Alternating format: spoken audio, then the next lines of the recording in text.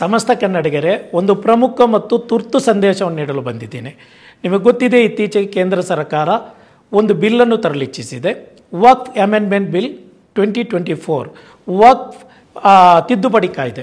ಈ ತಿದ್ದುಪಡಿ ಕಾಯ್ದೆಯನ್ನು ಈಗಾಗಲೇ ಲೋಕಸಭೆಯಲ್ಲಿ ಮಂಡಿಸಿದೆ. ಲೋಕಸಭೆಯು ಜಾಯಿಂಟ್ ಪಾರ್ಲಿಮೆಂಟ್ ಕಮಿಟಿ JPCಗೆ ಅದನ್ನು ಕಳಿಸಿಕೊಟ್ಟಿದ್ದಾರೆ. JPC ಅವರು ಸಾರ್ವಜನಿಕರ ಅಹವಾಲು ಮತ್ತು ಸಮಸ್ಯೆ ಮತ್ತು ವಿರೋಧವನ್ನು ಕೇಳಲು ಒಂದು ದಿನಾಂಕವನ್ನು ವ್ಯಕ್ತಪಡಿಸಿದೆ. ಆ ಕೊನೆಯ ದಿನಾಂಕವಾಗಿದೆ ನಾಳೆ ಶುಕ್ರವಾರ, ಅಂದರೆ 13 ಸೆಪ್ಟೆಂಬರ್. ನಿಮ್ಮೆಲ್ಲರ ವಿರೋಧವನ್ನು ವ್ಯಕ್ತಪಡಿಸಬೇಕು.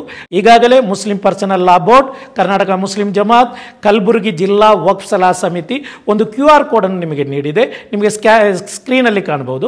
ಆ QR ಕೋಡನ್ನು ನೀವು ಸ್ಕ್ಯಾನ್ ಮಾಡಿ, ಆಗ ನಿಮಗೆ ಮೇಲ್ ಬರುತ್ತೆ. ಆ ಮೇಲ್ ಮುಖಾಂತರ JPCಗೆ ಗರಿಷ್ಠ ಸಂಖ್ಯೆಯಲ್ಲಿ ನೀವು ವಿರೋಧವನ್ನು ವ್ಯಕ್ತಪಡಿಸುವ ಕೊನೆಯ ದಿನಾಂಕ ನೆನಪಿಡಿ, ನಾಳೆ ಶುಕ್ರವಾರ ದಿನಾಂಕ 13ನೇ ತಾರೀಕು. ಕೋಟ್ಯಾಂತರ ವಿರೋಧಗಳು JPCಗೆ ರೀಚ್ ಆಗಬೇಕು, ತಲುಪಬೇಕು.